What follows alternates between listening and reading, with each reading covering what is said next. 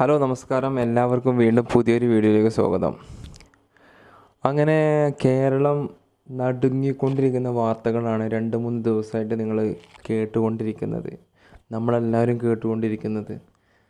അതിലേറെ സങ്കടം ഇന്നുണ്ടായത് എന്താ വെച്ചാൽ, നമുക്കറിയാം താമരശ്ശേരിയിൽ കൊല്ലപ്പെട്ട ഷഹബാസ് എന്ന് പറയുന്ന ഒരു പയ്യൻ. ഇന്ന് SSLC 10ാം ക്ലാസ് പരീക്ഷ എഴുതേണ്ടിയിരുന്ന പയ്യൻ, ഇന്ന് ആ പയ്യൻ മണ്ണിനടിയിൽ മരിച്ച് പോയി. അദ്ദേഹത്തിൻ്റെ മരണത്തിന് കാരണക്കാരായ ആൾക്കാർ സുഖമായിട്ടിന്ന് പരീക്ഷ എഴുതി. ഇനി പരീക്ഷ എഴുതി അവർക്ക് വീണ്ടും പഠിച്ച് അവർക്ക് ഒരു പ്രശ്നമല്ല. അവരുടെ രീതിയിൽ അവർക്ക് എന്താ പറയുക, നമ്മുടെ നിയമം അവർക്ക് എന്താ പറയുക, അങ്ങനെയാണ് നമ്മളെ നിയമം.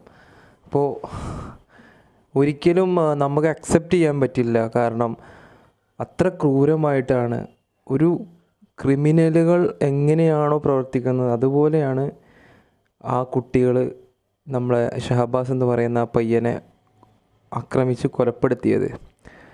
ഒരിക്കലും ആ പയ്യന്മാരെ ഇന്ന് SSLC എക്സാം എഴുതാൻ അനുവദിക്കരുതായിരുന്നു.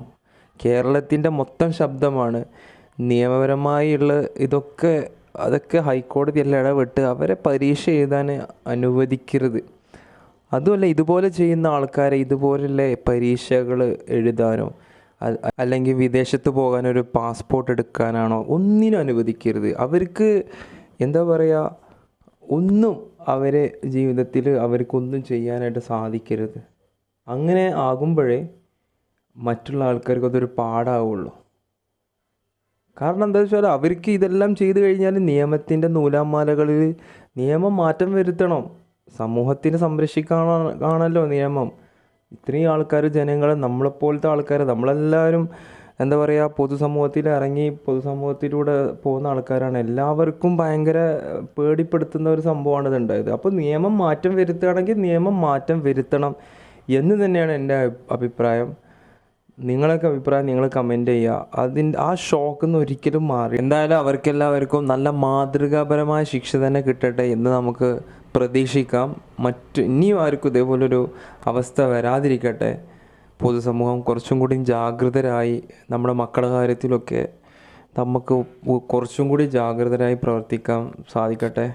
അത്ര തന്നെ ഉള്ളൂ. എൻ്റെ ഈ ചാനൽ ആദ്യമായിട്ട് കാണുന്ന ആൾക്കാരാണെങ്കിൽ ദയവായി ചാനലൊന്ന് സബ്സ്ക്രൈബ് ചെയ്യണം. വ്ളോഗ്സും കാര്യങ്ങളൊക്കെയാണ് ഞാൻ ചെയ്യുന്നത്. പക്ഷേ ഇതുപോലെ വാർത്തകൾ കേൾക്കുമ്പോൾ നമ്മളേതായ രീതിയിൽ പ്രതികരിക്കുന്നു എന്നുള്ളൂ.